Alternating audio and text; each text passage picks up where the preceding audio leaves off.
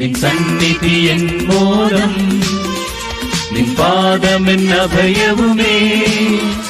നിൻ സന്നിധി എൻ മോദം, നിൻ പാദമെൻ അഭയവുമേ. നിൻമുഖശോഭയിൽ ശരണം ദിനവും എന്നും എൻ രക്ഷകനേ. നിൻമുഖശോഭയിൽ ശരണം ദിനവും എന്നും എൻ രക്ഷകനേ. വേഗം വരുന്ന നമ്മുടെ കർത്താവായ യേശുക്രിസ്തുവിൻ്റെ തന്നെ നാമത്തിൽ എല്ലാവർക്കും സ്നേഹവന്ദനം. ദൈവിക ദർശനം ലഭിച്ച അനേകരുടെ ജീവിതത്തിലുണ്ടായ രൂപാന്തര അനുഭവത്തെക്കുറിച്ച് തിരുവചനം സാക്ഷിക്കുന്നുണ്ട്. ഉസിയ രാജാവ് മരിച്ച ആണ്ടിൽ യെശയ്യാവിന് ഉയർന്നും പൊങ്ങിയുമുള്ള സിംഹാസനത്തിൽ ഇരിക്കുന്ന കർത്താവിൻ്റെ ദർശനം ലഭിച്ചു. ഈ ദർശനം തൻ്റെ പാപ അവസ്ഥയെ കാണുവാൻ യെശയ്യാവിനെ സഹായിച്ചു. യെശയ്യാവ് പറയുന്നത്, എനിക്കയ്യോ കഷ്ടം, ഞാൻ നശിച്ചു, ഞാൻ ശുദ്ധിയില്ലാത്ത അധരമുള്ള ഒരു മനുഷ്യൻ. യെശയ്യാവ് 6:5 വാക്യം. തുടർന്ന് യെശയ്യാവിൻ്റെ പാപത്തിന് പരിഹാരം ലഭിച്ചതായി യെശയ്യാവ് 6:7 വായിക്കുന്നു. ഇയ്യോബ് കർത്താവിനെ കാണുന്നത് വരെ തന്നെത്താൻ നീതീകരിച്ചു കൊണ്ടിരുന്നു. എന്നാൽ ഇയ്യോബ് കർത്താവിനെ കണ്ടു. തുടർന്ന് ഇയ്യോബ് പറയുന്നത്, ഞാൻ നിന്നെക്കുറിച്ച് ഒരു കേൾവി മാത്രമേ കേട്ടിരുന്നുള്ളൂ, ഇപ്പോഴോ എൻ്റെ കണ്ണാൽ നിന്നെ കാണുന്നു. ആകയാൽ ഞാൻ എന്നെ തന്നെ വെറുത്തു, പൊടിയിലും ചാരത്തിലും കിടന്ന് അനുതപിക്കുന്നു. ഇയ്യോബ് 42:5-6 വാക്യങ്ങൾ.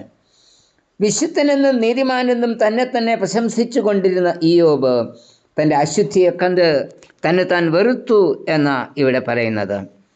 ഒരു രാത്രി മുഴുവൻ അധ്വാനിച്ചിട്ടും ഒരു മീനും ലഭിക്കാതിരുന്ന കടലിൽ നിന്ന് കർത്താവിൻ്റെ നിർദ്ദേശപ്രകാരം വല വീശിയ പത്രോസിന് പെരുത്ത മീൻകൂട്ട് ലഭിച്ചപ്പോൾ കർത്താവിൻ്റെ മഹത്വം കണ്ട പത്രോസ് പറയുന്നത്, കർത്താവേ, ഞാൻ പാപിയായ മനുഷ്യൻ എന്ന ലൂക്കോസ് 5:8.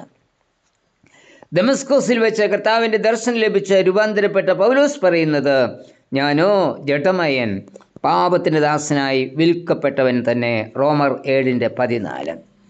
പത്മോസ് ദ്വീപിലെ ക്ലേശകരമായ സന്ദർഭത്തിൽ യോഹന്നാന് യേശുവിൻ്റെ ദർശനം ലഭിക്കുമ്പോൾ താൻ മരിച്ചവനെ പോലെ കർത്താവിൻ്റെ കാൽക്കൽ വീഴുകയാണ് ചെയ്തത്. വെളിപ്പാട് 1:17.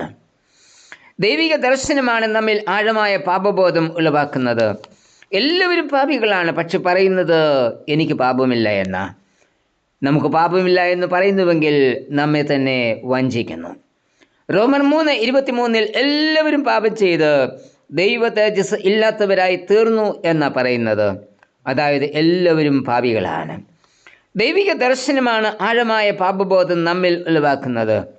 ദൈവിക ദർശനം ലഭിച്ച യെശയ്യാവിന് ആഴമായ പാപബോധം ഉണ്ടാവുകയും ദൈവസന്നിധിയിൽ വിനയപ്പെട്ട് പാപത്തെ ഓർത്ത് നിലവിളിക്കുകയും ചെയ്തു. യെശയ്യാവിനുണ്ടായതുപോലുള്ളൊരു ദൈവിക ദർശനം ലഭിക്കേണ്ടതിനായി നമുക്കും പ്രാർത്ഥിക്കാം.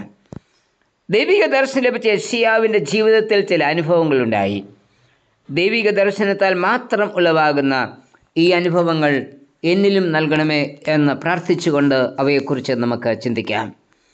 ഒന്നാമത്തെ അനുഭവം, പാപബോധം. ദൈവിക ദർശനം വിശ്വാസികളിൽ ഉളവാക്കേണ്ടത് പാപബോധമാണ്. പാപബോധം യഥാർത്ഥമായ അനുതാപത്തിലേക്കും ഏറ്റുപറച്ചിലേക്കും യെശയ്യാവിനെ നടത്തി. പാപത്തിനുള്ള വിടുതലും ശുദ്ധീകരണവും യഥാർത്ഥമായ ഏറ്റുപറച്ചിൽ കൂടി മാത്രമേ ലഭിക്കുകയുള്ളൂ. തൻ്റെ ലംഘനങ്ങളെ മറയ്ക്കുന്നവന് ശുഭം വരികയില്ല, അവ ഏറ്റുപറഞ്ഞ് ഉപേക്ഷിക്കുന്നവനോ കരുണ ലഭിക്കും. സദൃശവാക്യം 28:13. യെശയ്യാവ് തൻ്റെ ജീവിതത്തിൽ ഉണ്ടായ തോൽവി എവിടെ നിന്നും എന്ന് മനസ്സിലാക്കി. ശുദ്ധിയില്ലാത്ത അധരം, നാവുകൊണ്ടുള്ള പാപമാണ് തൻ്റെ ജീവിതത്തിൽ മുറുകെ പറ്റുന്ന പാപം എന്ന് യെശയ്യാവ് മനസ്സിലാക്കി. ഹൃദയം നിറഞ്ഞു കവിയുന്നതാണല്ലോ വായി സംസാരിക്കുന്നത്. കോപം നിറഞ്ഞ വാക്കുകൾ, ദയയില്ലാത്ത വാക്കുകൾ, മുറിപ്പെടുത്തുന്ന വാക്കുകൾ, സ്നേഹമില്ലാത്ത വാക്കുകൾ, വിനയമില്ലാത്ത വാക്കുകൾ, ആത്മീക വർധനവ് വരുത്താത്ത വാക്കുകൾ, ഇവയൊക്കെ നാവുകൊണ്ടുള്ള പാപമാണ്. ഇവയെല്ലാം നമ്മെ ദിനംതോറും അശുദ്ധമാക്കിക്കൊണ്ടിരിക്കുന്നവയാണ്. അതുകൊണ്ട് നമ്മെ അശുദ്ധമാക്കുന്നത് എന്ത് എന്ന് മനസ്സിലാക്കി അവ ഏറ്റുപറഞ്ഞ് ഉപേക്ഷിക്കാം. ഏറ്റുപറച്ചിൻ്റെ ഫലമായി സ്രാവുകളിൽ ഒരുവൻ യാഗപീഠത്തിൽ നിന്നും എടുത്ത തീക്കനൽ യെശയ്യാവിൻ്റെ വായ്ക്കൽ വെച്ച് അവനെ ശുദ്ധീകരിച്ചു. യെശയ്യാവ് 6:6-7 വാക്യങ്ങൾ. നമ്മുടെ പാപം ഏറ്റു പറയുമ്പോൾ പാപമോചനം മാത്രമല്ല, ശുദ്ധീകരണവും ലഭിക്കുന്നു. ശുദ്ധീകരിക്കപ്പെട്ടവരെ മാത്രമേ കർത്താവിന് ഉപയോഗിപ്പാൻ കഴിയൂ. രണ്ടാമത്തെ അനുഭവം സ്വയമർപ്പണം. അടിയനിതാ, അടിയനെ അയക്കണമേ. യെശയ്യാ 6:8 വാക്യം. ദൈവവേലയ്ക്കായി സമർപ്പിക്കുന്നതിന് മുൻപ് സ്വയസമർപ്പണം ആവശ്യമാണ്. യെശയ്യാവ് വ്യവസ്ഥ പറയാതെ അടിയനിത എന്ന് പറഞ്ഞ് സ്വയം സമർപ്പിച്ചപ്പോൾ ആണ് ശുശ്രൂഷയ്ക്കുള്ള നിയോഗം അവന് ലഭിച്ചത്. ദൈവം നിയോഗിക്കുമ്പോൾ ആണ് വിജയകരമായി ദൗത്യം പൂർത്തീകരിക്കുവാൻ കഴിയുന്നത്. അല്ലാതെ സ്വയം ഏറ്റെടുത്തുകൊണ്ടുള്ള ദൗത്യം താൽക്കാലിക വിജയം നൽകുമെങ്കിലും ഒടുക്കം പരാജയം ആയിരിക്കും. ശത്രുത്വങ്ങളും പീഡയും അന്ധകാരത്തിൻ്റെ ശക്തിയും ഏറി വരുന്ന ഈ നാളുകളിൽ നമ്മുടെ ദൗത്യം ഫലകരമാകണമെങ്കിൽ യെശയ്യാവിന് ലഭിച്ചതുപോലെ സൈന്യങ്ങളുടെ യഹോവയുടെ ദർശനം നമുക്കും ആവശ്യമാണ്.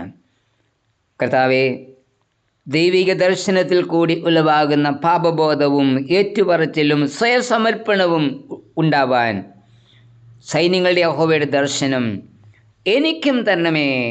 ആമേൻ.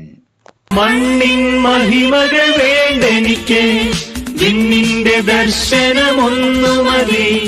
മണ്ണിൻ മഹിമകൾ വേണ്ടെനിക്ക്, വിണ്ണിന്റെ ദർശനമൊന്നു മതി. പൊന്നിൻ തിളക്കമൻ കണ്ണുകളിൽ നിന്നിടതെന്നെ നീ കാത്തിടണേ. പൊന്നിൻ തിളക്കമൻ കണ്ണുകളിൽ നിന്നിടതെന്നെ നീ കാത്തിടണേ. നിൻ സന്നിധി എൻ മോദം, നിൻ പാദമെൻ അഭയവുമേ. നിൻമുഖശോഭയിൽ ശരണം ദിനവും എന്നുമെൻ രക്ഷകനേ. നിൻമുഖശോഭയിൽ ശരണം ദിനവും എന്നുമെൻ രക്ഷകനേ.